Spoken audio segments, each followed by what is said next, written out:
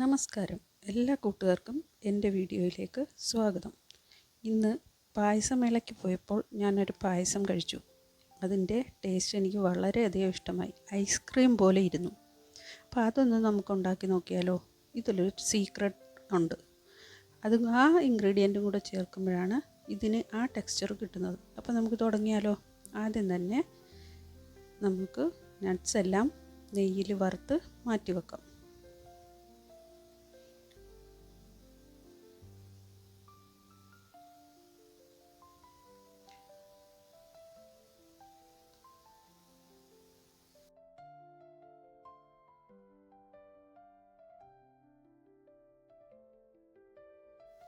ഇപ്പോൾ പായസമേളയിൽ കണ്ട ആ പായസം ഒന്ന് ട്രൈ ചെയ്ത് നോക്കാം.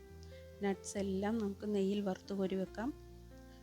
അതിനുശേഷം നമുക്കിതിലേക്ക് ഒരു സീക്രട്ട് ഇൻഗ്രീഡിയൻ്റ് ഉണ്ട്. അതാണ് ഓട്സ്. ഇത് നമ്മൾ നെയ്യിൽ നല്ലതുപോലെ വറുത്തെടുക്കണം. കണ്ടോ, ഈ നിറവായി കിട്ടണം. ഇതുപോലെ വറുത്തെടുക്കുക. തൊട്ടടുത്ത അടുപ്പിൽ ഞാൻ 1/2 ലിറ്റർ പാല് തിളപ്പിക്കാൻ വെച്ചിട്ടുണ്ട്. അതിലേക്ക് ഞാൻ നേരത്തെ ചൂടുവെള്ളത്തിൽ കുതിർത്ത് വെച്ച ചവരിയുണ്ട്, അതിലോട്ട് ആഡ് ചെയ്ത് കൊടുക്കുകയാണേ. അത് ആ പാലിലൊന്ന് തിളച്ച് വെന്ത് വരട്ടെ. ശരിക്കും ട്രാൻസ്പെറൻ്റ് ആയാൽ മാത്രമേ ചവരി വെന്തു എന്ന് പറയാൻ പറ്റത്തുള്ളൂ. ഇതിപ്പോൾ പകുതി ആയിട്ടുള്ളൂ, അപ്പോൾ ഒന്നുകൂടെ വേവാനുണ്ട്.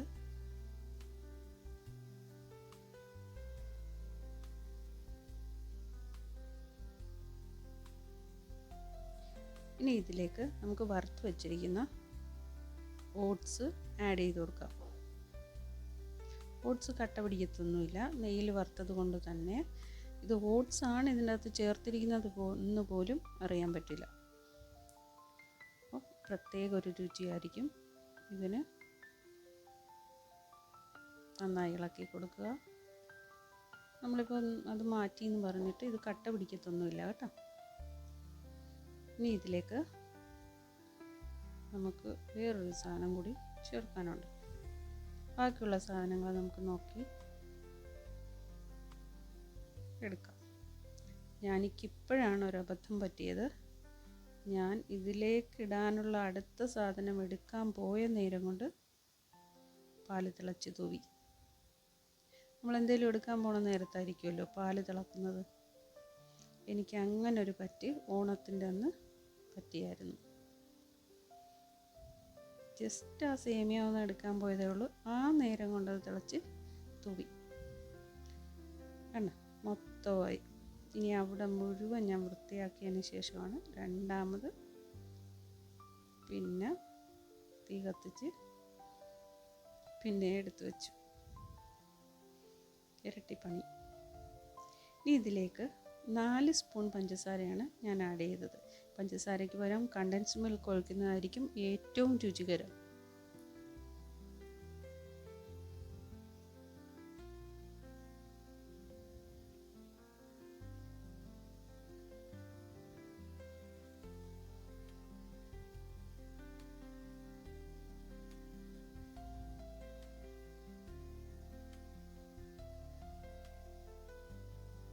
ഒരു പിഞ്ച് ഉപ്പ് ടേസ്റ്റിന് വേണ്ടിയിട്ട് ആഡ് ചെയ്യുക.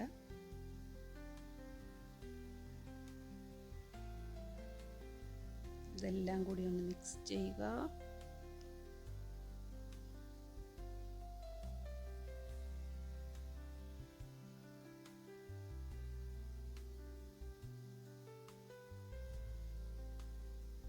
ഇനി ഇതിലേക്ക് സേമിയാണ് ആഡ് ചെയ്യേണ്ടത്. ഞാനിവിടെ നേരിയ സേമിയ എടുത്തിരിക്കുന്നത്. കുനാഫ ഒക്കെ ഉണ്ടാക്കാൻ ഉപയോഗിക്കുന്ന സേമിയയില്ലേ, അതാണ്. അത് ഒട്ടും കട്ട പിടിക്കത്തില്ല.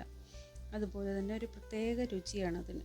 നമ്മളിട്ട് വേവിച്ചുകൊണ്ടിരിക്കേണ്ട, ജസ്റ്റ് അങ്ങോട്ട് ഇടുക, ഒന്ന് ഇളക്കുക. മൂടി വെച്ച് കഴിഞ്ഞാൽ തന്നെയും അത് വെന്ത് കുതിർന്ന് പൊങ്ങി വന്നിട്ടുണ്ടാവും. ഒരു 5 മിനിറ്റ് മൂടി വെച്ചാൽ മതി.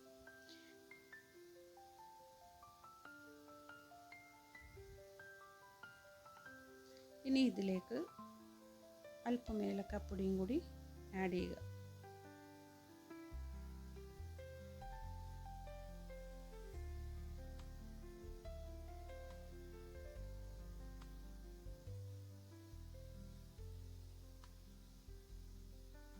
വാനില എസൻസ് ആണ് ഇഷ്ടമെന്നുണ്ടെങ്കിൽ നമ്മളിത് പായസം ഇറക്കി വെച്ചതിന് ശേഷം അത് റൂം ടെമ്പറേച്ചറിലായതിനു ശേഷം മാത്രം വാനില എസൻസ് ആഡ് ചെയ്യുക. ഗ്യാസിൽ വെച്ച് തന്നെ അതിലോട്ട് വാനില എസൻസ് ആഡ് ചെയ്ത് കഴിഞ്ഞാൽ അതിൻ്റെ ഒരു രുചി വ്യത്യാസം അനുഭവപ്പെടും. ഇപ്പോൾ ഐസ്ക്രീം പോലെ കഴിക്കാനാണ് ഇഷ്ടമുണ്ടെന്നുള്ളവർ ഏലക്ക ആഡ് ചെയ്യാതെ വാനില എസൻസ് ആഡ് ചെയ്തിട്ട് ഫ്രിഡ്ജിൽ വെച്ച് തണുപ്പിച്ച് കഴിക്കുക. ഇതാ കണ്ട, അടപ്പ് തുറന്നപ്പോൾ നല്ലതുപോലെ വെന്ത് പൊങ്ങി വന്നിട്ടുണ്ട്. ഇനി ഇതിലേക്ക് നമുക്ക് നട്ട്സ് ആഡ് ചെയ്യാം. കണ്ടോ, എൻ്റെ ടെക്സ്ചർ നോക്കിക്കേ, എന്നാ ക്രീമി ആയിട്ടിരിക്കുന്നു. കണ്ടോ, ബോളിയുടെയൊക്കെ പുറത്തൊഴിച്ച് കഴിക്കാൻ ഇത് അടിപൊളിയാണ്.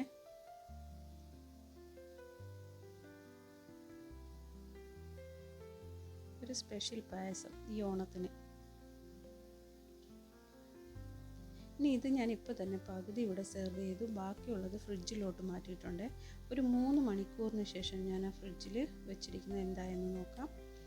ഫ്രിഡ്ജിൽ ഞാനൊരു പ്ലാസ്റ്റിക് കണ്ടെയ്നറിലാക്കി വെച്ചിരുന്നു.